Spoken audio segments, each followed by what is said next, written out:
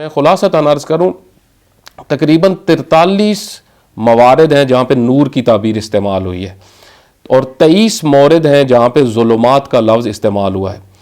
نور کا لفظ آپ دیکھیں جہاں پر بھی قرآن کریم میں استعمال ہوا وہ مفرد استعمال ہوا ہے اور ظلمات اس کے مقابل میں جہاں پہ استعمال ہوا وہ جمع کا صیغہ ہے, یعنی ظلمات جمع اور نور مفرد. یہ ایک قرآنی میں نے تعبیر بیان کی ہے. آپ دیکھیں خود سورہ ابراہیم کے ابتدا میں خداوند متعال فرماتا ہے الف لام را کتاب انزلناہ, ہم نے اس کتاب کو نازل کیا لوگوں کے لیے لتخرج الناس من الظلمات الی النور, تاکہ یہ کتاب لوگوں کو ظلمات سے نکال کے نور کی طرف لے جائے. تو آپ دیکھیں ظلمات بہت ساری ہیں, نور ایک ہے. اور یہ آپ پورے قرآن کریم میں خود آیت الکرسی جو ہم پڑھتے ہیں اس میں بھی آپ دیکھیں کہ خداوند متعال نے فرمایا کہ جو اللہ کی ولایت میں آ جاتے ہیں اللہ تعالیٰ ان کو ظلمات سے نور کی طرف لے جاتا ہے, یعنی ظلمتوں سے وہ نکل جاتے ہیں. اور جو کفار ہیں وہ نور سے ظلمات کی طرف لے جاتے ہیں, یعنی جو کفار کی ولایت ہے, شیطان کی جو ولایت ہے وہ انسان کو نورانیت سے نکال کے ظلمات کی طرف لے جاتی ہے. یہ جو قرآن کریم نے اتنی وسعت سے عنوان بیان کیا ہے نور کا, یا خود آپ دیکھیں اللہ نور السماوات والارض, خود قرآن کریم کی ایک سورہ کا نام ہی سورہ نور ہے. نور کا مطلب ہی یہ ہے کہ نورانیت, روشنی. اچھا اب ہمارے ذہن میں یہ آتا ہے شاید اس سے مراد صرف وہ حصی لائٹ ہی ہے نا, ایسا نہیں ہے. آپ دیکھیں انبیاء علیہ الصلوۃ والسلام معاشروں کو آ کے نورانی کرتے ہیں. جہالت, فریب, دھوکے, کرپشن, لوٹ مار, ظلم, اس کے بعد استحصال, استعمار, یہ سب چیزیں, استحمار, لوگوں کو گدھا بنانا, جس طرح پوری دنیا میں اس وقت آیت اللہ العظمیٰ جوادی عملی کے بقول سب سے بڑی سیاست استحماری سیاست ہے. استحماری سیاست یعنی ایک تو یہ ہوتا تھا کہ لوگوں کی تعمیر نہیں ہونے دی جاتی تھی ممالک کی, یعنی ان کو آگے نہیں بڑھنے دیا جاتا تھا. ایک ہے استحمار, لوگوں کو گدھا بنا کے, بیوقوف بنا کے رکھو اور ان کے اوپر حکومت کرو. تو آپ دیکھیں کہ یہ سب ظلمتیں ہیں, یہ سب ظلمتیں تھیں. انبیاء علیہ الصلوۃ والسلام نے انہی ظلمتوں سے لوگوں کو نکالا. حضرت موسیٰ علیہ الصلوۃ والسلام جس سوسائٹی میں ظلمتوں سے لوگوں کو نکالا, حضرت ابراہیم علیہ الصلوۃ والسلام نے ظلمتوں سے نکالا. اور یہاں پہ ایک بڑی بنیادی چیز ہمیں سمجھ میں آتی ہے کہ انبیاء علیہ الصلوۃ والسلام در حقیقت اصل میں معاشرے سے ظلمتیں ختم کرنے آئے تھے اور نورانیت لے کے آنا چاہتے تھے, اور وہ اس میں حق حکومت بھی ان کے پاس تھا. یہ بہت بنیادی چیز ہے. یعنی انبیاء علیہ الصلوۃ والسلام کو کیونکہ خداوند متعال نے بشریت کے لیے جہاں پہ رسول بنا کے بھیجا تھا, امام بھی بنا کے بھیجا تھا, وہ حاکم بھی تھے, ان کے ہوتے ہوئے اور کسی کا حق حکومت نہیں تھا. تو آپ دیکھیں کہ حضرت موسیٰ علیہ الصلوۃ والسلام کو فرعون کے پاس بھیجا کہ اس کو جا کے سمجھائے, اگر وہ یہ دعوے ختم نہیں کرتا تو اس کو کہیں کہ پہلے ہٹے اس جگہ سے, پھر آپ اس مقام کو حاصل کریں, یعنی لوگوں کی رہنمائی کریں. لیکن اگر وہ نہیں ہٹے گا تو پھر اس کا مقابلہ کریں. اور آپ دیکھیں بالآخر حضرت موسیٰ علیہ الصلوۃ والسلام نے فرعون کو شکست دی اور خداوند متعال نے اس کو غرق کیا. اسی طریقے سے حضرت ابراہیم علیہ الصلوۃ والسلام, اسی طریقے سے آپ دیکھیں حضرت محمد صلی اللہ علیہ وآلہ وسلم. آپ اولی العزم انبیاء کی صرف زندگی دیکھ لیں, اور اس میں پھر رسول اللہ صلی اللہ علیہ وآلہ وسلم نے مدینہ پہنچتے ساتھ ہی بنیادی ترین جو کام کیا وہ حکومت بنائی. اب یہاں سے واضح طور پہ پتہ چل جاتا ہے کہ حکومت صالحین کا حق ہے. یہ بہت بنیادی کنسیپٹ. اچھا اب آپ دیکھیں کہ اگر ہمارے ہاں یہ کہا جاتا ہے کہ معصوم موجود نہیں, فرض کریں شیعہ کے اندر بھی یہ کہا جاتا ہے کہ معصوم موجود نہیں ہے, تو اس کا معنی یہ نہیں ہے کہ مفسدین حق حکومت رکھتے ہیں. جب حضرت موسیٰ علیہ الصلوۃ والسلام تھوڑی دیر کے کچھ ٹائم کے لیے 30 دن کے لیے گئے اور پھر خداوند متعال فرماتا ہے 10 دن انہوں نے اضافے کیے اور 40 دن رہے, تو وہ ایک پیغام جو اپنے بھائی ہارون کو دے کے گئے تھے وہ یہ کہ آپ میری نیابت کریں, ولا تتبع سبیل المفسدین, اور آپ نے مفسدین کی راہ کی اتباع نہیں کرنی, اصلح آپ نے اصلاح کرنی ہے. ولا تتبع سبیل المفسدین, اور مفسدین کی راہ پہ نہیں چلنا, فساد مچانے والوں کی راہ پہ, فسادیوں کی راہ پہ, ظالموں کی راہ پہ, مجرمین کی راہ پہ آپ نے نہیں چلنا. اصل میں اسلام کے اندر جس مسئلے میں بہت زیادہ جو ہے وہ سٹرک ہے جو مسئلہ اور سختی پائی جاتی ہے اس قانون میں, کیونکہ اسلام قانون کا دین ہے نا, تو اسلام کے اندر جو قانون ہے اس میں یہ ہے کہ مفسد حکومت نہیں کر سکتا. کسی قسم کا بھی فساد جس شخص کے اندر پایا جاتا ہو, چاہے اخلاقی فساد ہو, چاہے جو ہے وہ کسی اور قسم کا فساد، جو بھی فساد کی قسمیں آپ رکھتے ہیں. آپ دیکھیں یہ مورد اتنا حساس ہے، ہم کربلا کو جب بیان کرتے ہیں ہم اس کے اندر غور و فکر نہیں کرتے. امام حسین علیہ السلام نے اصل میں ایک فاسد نظام کے خلاف قیام فرمایا، اور اسی راہ کو آپ دیکھیں امام خمینی رحمۃ اللہ علیہ کے آگے لے کے چلے.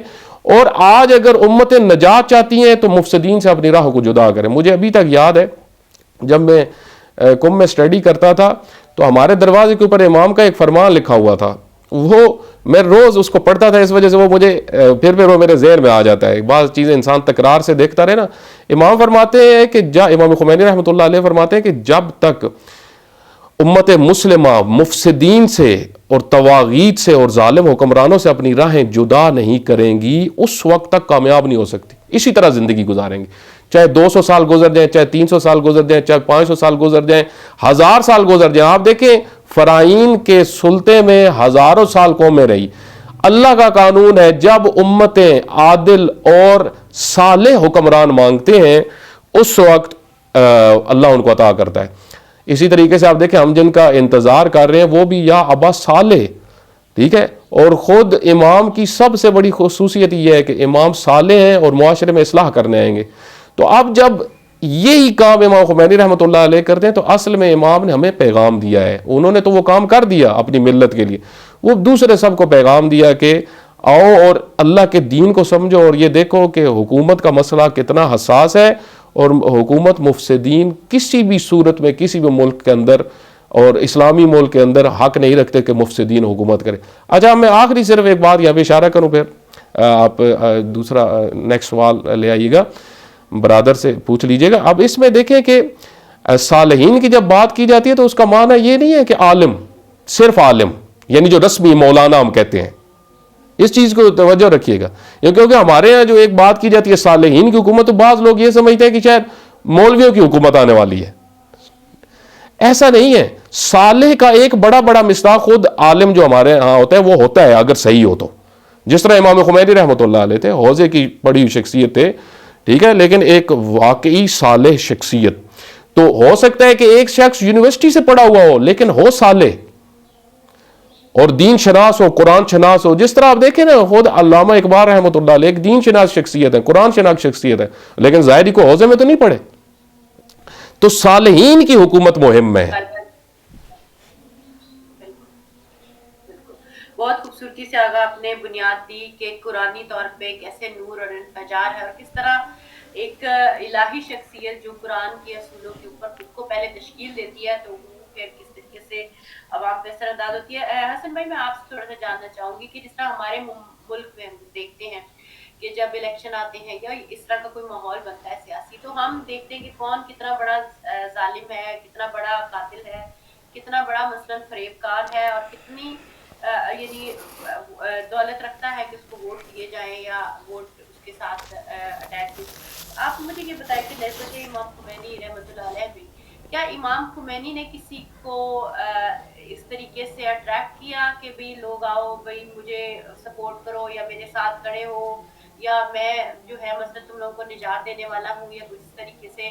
کیا آپ سمجھتے کہ ان کی شخصیت میں ایسی کیا چیز تھی کہ وہ اتنا بڑا انقلاب جو ہے الہی اور اسلامی اصولوں کے یعنی پرسپیکٹیو کے لیے آئے، اور جس کی آج ہم پوری دنیا میں ثمرات دیکھ رہے ہیں؟ تھوڑا سا اس پہ بھی روشنی ڈالیے گا، اور تھوڑا سا اس وقت جو اچیومنٹس ہیں انقلاب اسلامی کی تھوڑی سی اگر آپ تھوڑی سی بریفلی بتا سکیں. جی میں عرض کرتا ہوں کہ یہ جو آپ نے سوال کیا اس کو دو چیزوں میں سمجھتا ہوں کہ بیان یا تحلیل کیا جانا چاہیے. ایک یہ کہ خود امام کی شخصیت جو ہے وہ ایک طلسماتی ایسی شخصیت تھی کہ جنہوں نے اس معاشرے کو اپنی طرف جذب کیا، اور دوسرے نمبر پہ خود اس معاشرے کے اندر جو ایک تقاضا تھا الہی لیڈرشپ کا وہ بھی بہت اہم ہے. بعض دفعہ یہ ہوتا ہے کہ ایک الہی شخصیت معاشرے کے اندر موجود ہوتی ہے، ٹھیک ہے، لیکن خود معاشرے کے اندر تقاضا نہیں ہوتا، ٹھیک ہے، یا وہ ضرورت نہیں محسوس کر رہے ہوتے. رہبر معظم نے اپنی ایک کتاب جو کہ ہم رضمان امام حسین علیہ السلام کے نام سے ہے، اسلامی سے پہلے کی رہبر معظم کی وہ تقاریر ہیں، وہ بھی کتابی شکل میں 2 سال پہلے پبلش ہوئی. تو میں اس کتاب کو پڑھ رہا تھا تو اس میں رہبر معظم نے مدینہ کے اندر رسول خدا کا جو آنا تھا اس حوالے سے جب تحلیل کی تو یہ نقطہ میں نے پہلی دفعہ یعنی خصوصاً مدینہ کے حوالے سے رسول خدا کی سیرت کے بارے میں رہبر معظم کی اس کتاب میں پڑھا. انہوں نے فرمایا کہ یوں نہیں ہے کہ مدینے کے سارے لوگ جو ہے وہ خود رسول خدا سے اس حد تک متاثر تھے کہ اور کوئی اس کو کسی انداز میں تحلیل نہیں کیا جا سکتا.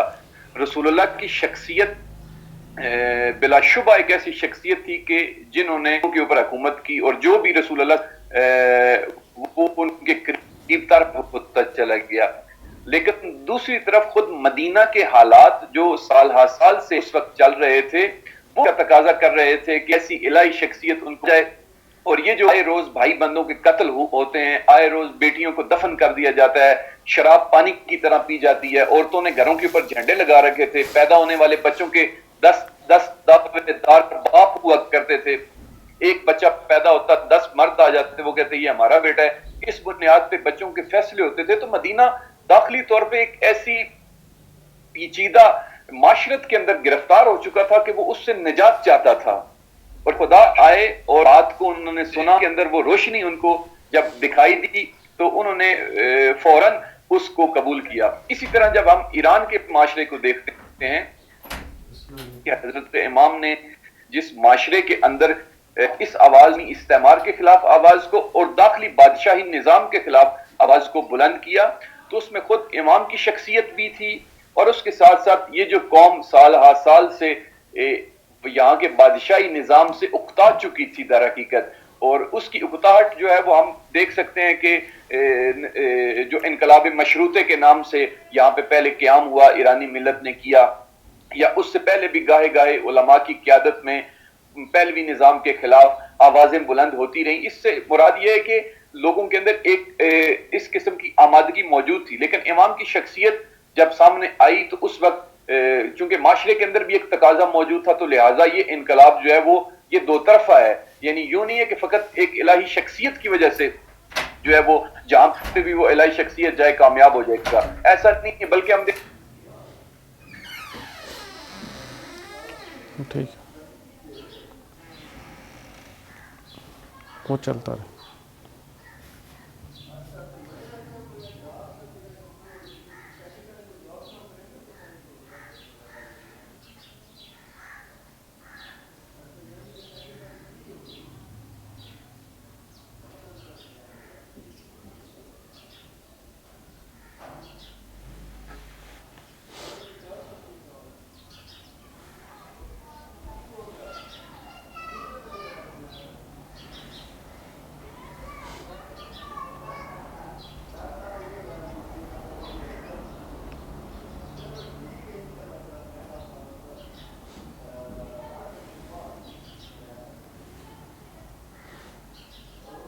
چل رہے جی پہلے تو 2 بار بند ہو گیا, 3 بار بند ہو گیا. ٹھیک.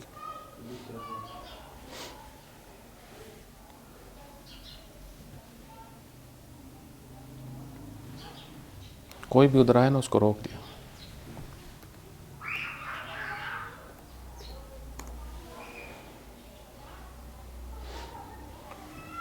ہاتھ نہیں چھوڑیں گے. ٹھیک ہے, ایسی ملت کا میسر آ جانا بھی در حقیقت الہی رہبروں کے لیے ایک نعمت ہوتا ہے, اس کی بڑھتے ہیں.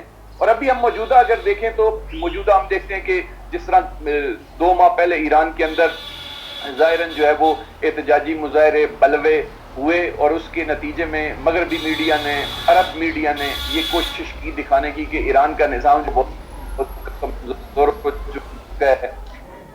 ایران کے اندر جو ہے وہ مثلا بعض چینل تو ایسے تھے کہ وہ دن میں 3-4 دفعہ یہ کہہ دیتے تھے کہ ایران کے کچھ وہ سقوط کر چکے ہیں اور جو ہے وہ تہران دے گا اور یہاں سے فرار. یعنی اس طرح بھی شاید سرخیاں چینلوں کے اوپر آتی رہی ہیں.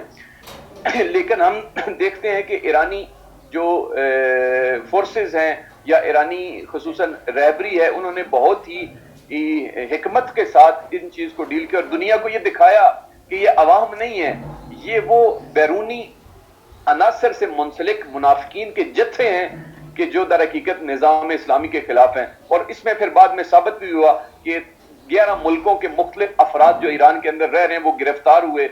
5 ملکوں کے سفارت خانے انگلینڈ سمیت وہ ان احتجاجی مظاہروں کے اندر ملوث تھے، جس کے اندر نائب جو انگلینڈ کا سفیر ہے وہ بھی پکڑا گیا خود ان مظاہروں کے اندر تہران میں سے. یا دیگر جو بیرونی عناصر تھے ان کے ہاتھ جو ہیں واضح طور پہ ملوث تھے، اور وہ ایران نے بعد میں ان کو آشکار بھی کیا. لیکن ان ساری چیزوں کے باوجود، کنٹرول ہونے کے باوجود جو ہے وہ یہ لوگ سمجھتے کہ ابھی 11 فروری کو انقلاب اسلامی کی سالگرہ ہے، اس سال پتہ چلے گا کہ انقلاب کے حامیوں میں کمی ہوئی ہے یا بڑھ گئی ہے. تو ہم دیکھتے ہیں کہ میں اس ریلی پہ خود موجود تھا. گزشتہ سال کرونا سے پہلے جو ریلی تھی اس سے 30 گنا زیادہ عوامی شرکت اس سال انقلاب اسلامی کی سالگرہ کی ریلی کے موقع کے اوپر تھی.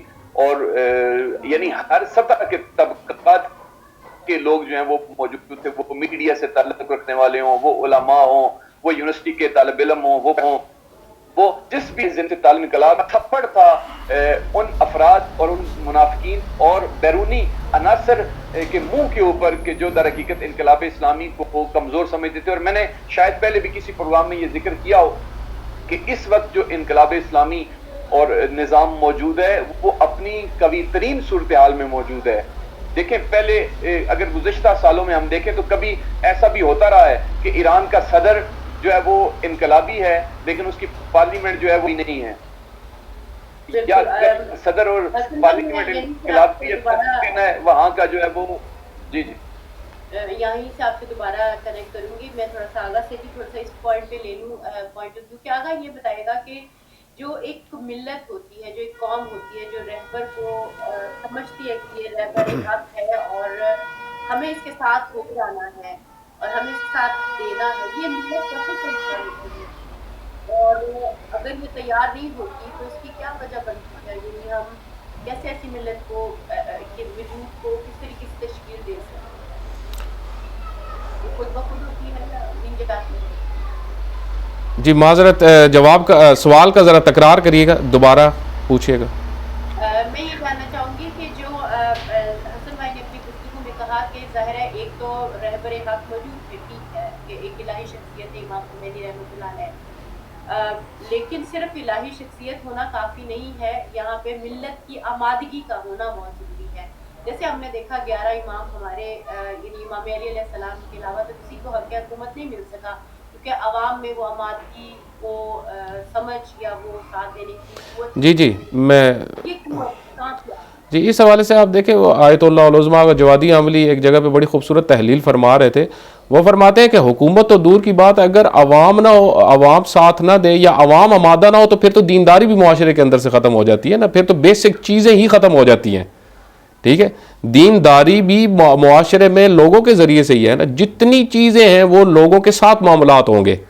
الہی رہبر اگر لوگوں کو بلاتا رہے، جس طرح آپ دیکھیں حضرت نوح علیہ السلام کی داستان بہت بڑی ایک عبرت ہے تمام انسانیت کے لیے. قرآن کریم کتاب ہدایت ہے اور اس میں ایک اولے العزم نبی حضرت نوح علیہ السلام جنہوں نے ایک طولانی وقت میں لوگوں کو وہ دعوت دیتے رہے اور تھکے بھی نہیں. ایسا نہیں کہ تھک گئے، بہت طولانی وقت ان کی دعوت کا 950 سال کے قریب ان کی دعوت کا سلسلہ رہا. تو آپ دیکھیں کہ ظاہراً جہاں تک مجھے یاد ہے تو اس میں آپ دیکھیں کہ اتنی طولانی مدت دعوت رہی.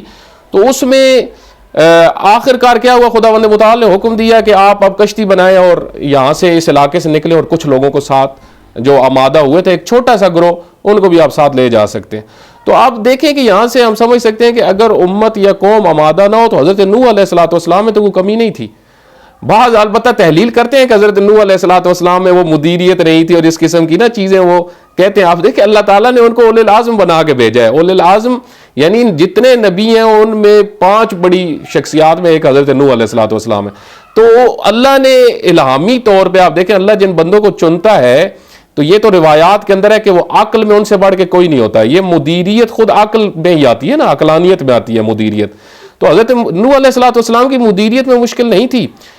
حتیٰ آپ دیکھیں حضرت نوح علیہ السلام کی قوم کے متعلق بعض علماء نے ڈسکشن کی ہے کہ وہ اس حد تک حضرت نوح کو جب یہ علم ہو گیا کہ یہ اب جب اپنے بچے ان کے پیدا ہوتے ہیں تو یہ مرتے ہوئے اور پیدا ہوتے ہوئے یعنی خود جب دنیا سے جاتے ہیں تو اس وقت بھی اپنے بچوں کو وصیت کرتے ہیں کہ تم نے نوح کی نہیں ماننی, اور جو پیدا ہوتا ہے اس کی بھی تربیت ابتدا سے اسی طریقے سے کرتے ہیں, بس اس ایک کی نہیں ماننی. آپ دیکھیں یہ بڑی ایک بنیادی چیز ہے کہ اس ایک شخصیت پہ سب نے ٹارگٹ رکھا ہوا ہے. تو یہ بعض کا تو ہو جاتا ہے معاشرے کا ماحول, اس میں بعض لوگ اچھا پھر آپ دیکھیں حضرت نوح علیہ الصلوۃ والسلام کی قوم کے اندر ایک گروہ تھا ملا جن کو کہا جاتا ہے, یہ سارا ان کا طریقہ کار ہوتا تھا کہ وہ اس طرح لوگوں کے ذہن میں یہ چیزیں ڈال دیتے تھے. تو یہاں سے پتہ چلتا ہے کہ امتوں پہ ہوتا ہے. اب حضرت رسول اللہ صلی اللہ علیہ وآلہ وسلم نے جو عقبہ کے مقام پہ پہلی جو میٹنگز ہوئی تھی مقام منا پہ ہی ہوئی تھی, اور اس میں آپ دیکھیں کہ جو مدینہ والوں کے ساتھ ہوئی تھی, اور مدینہ والوں نے کہا تھا کہ آپ آ جائیں, تو حضرت نے ان سے جو وہاں پہ طے پائی تھی چیزیں اس میں ایک یہ تھا کہ آپ لوگ دفاع کرو گے, آپ مدافع بنو گے تو میں آؤں گا. یہ بہت امپورٹنٹ چیز ہے, اس کو بھی رہبر معظم نے ایک جگہ پہ تحلیل کیا ہے. فرماتے ہیں کیونکہ بغیر اگر جب رسول اللہ صلی اللہ علیہ وآلہ وسلم نے جانا پھر تو ہر طرف سے حملے شروع ہو جانے, اب دفاع کون کرے گا. انہوں نے پھر معاہدہ کیا تھا, اور آپ دیکھیں اس معاہدے پہ وہ پورے اترے. اگر قوموں کے اندر امتوں کے اندر رہبروں کو حفظ کرنے کی صلاحیت نہ ہو, رہبروں کے پیچھے چلنے کی صلاحیت نہ ہو, اور وہ آمادگی اظہار نہ کرے, تو پھر امام خمینی رحمۃ اللہ علیہ کیا, پھر تو امیر المومنین علی ابن ابی طالب علیہ السلام جیسی شخصیت کوفیوں کے سامنے امیر المومنین کہ ایسے ایسے دردناک خطبے ہیں کہ ان کو جب انسان ایک مومن پڑھتا ہے نیج البلاغہ سے تو وہ تڑپ جاتا ہے, تو جب امیر المومنین بیان کرتے ہوں گے تو اس کی کیا حالت ہوگی. تو وہ امیر المومنین کا ڈر تھا کہ وہ بیکار لوگ سامنے, ایک بڑی تعداد بیکار تھی. حالانکہ میں جہاں تک ہمیں تھوڑے سے ہمارے مطالعات ہیں, اور آپ خود اگر دیکھیں تو وہ کوفی آج کے ہم جیسوں سے معذرت کے ساتھ ایک بڑی تعداد جو ہم بیٹھے ہوئے وہ بہت بہتر تھے. اگر ان سے امیر المومنین گلہ مند تھے, تو اگر آج آ جائے جو ہمارے خصوصاً پاکستانی معاشرے میں جو ایک خاص قسم کی ہماری عادتیں بن چکی ہیں کہ ہم الہی جو بھی کوئی اللہ کی بات کرتا ہے, جو بھی ہمیں امامت کی طرف لے کے جاتا ہے, جو ہمیں درست تشیع بتاتے ہیں, ہم اسی کے پیچھے لگ جاتے ہیں. یعنی یہ آپ دیکھیں یہ وہی چیز ہے کہ اس سے ہمیں نکلنا ہے, یہ اس سے نکل سکتے ہیں. اور اس میں بنیادی ترین چیز یہ ہے, ہم جو ملا ہیں نا, ملا اپنی قوم کو ان کے ہاتھوں سے نکلوائیں.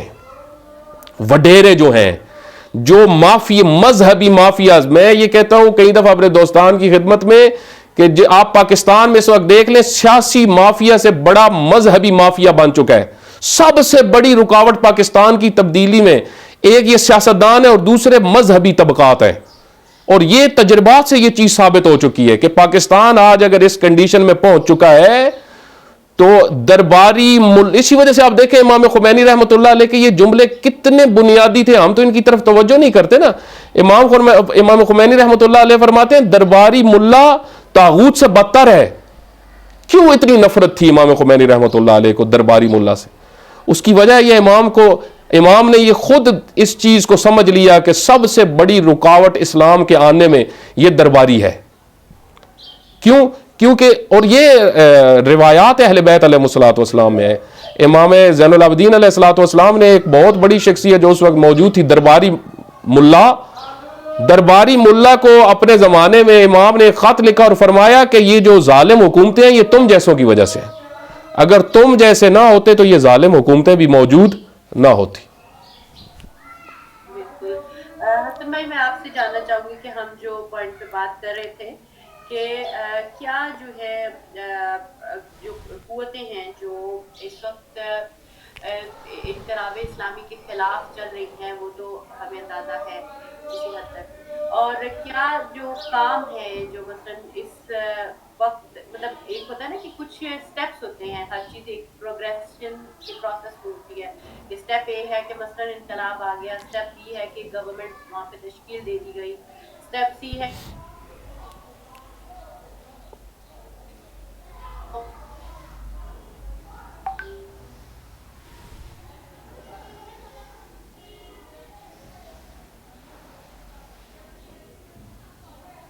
اور اس میں تھوڑی سی میں چاہوں گی روشنی ڈالیے گا, اور تھوڑا سا میں یہ بھی چاہوں گی کہ تھوڑا سا انٹرنیشنل پرسپیکٹیو میں بھی بتائے گا کہ किस तरीके से जो अगर हम दूसरे ममालिक से भी कंपेयर करें तो क्या नज़र आती है सूरत हाल?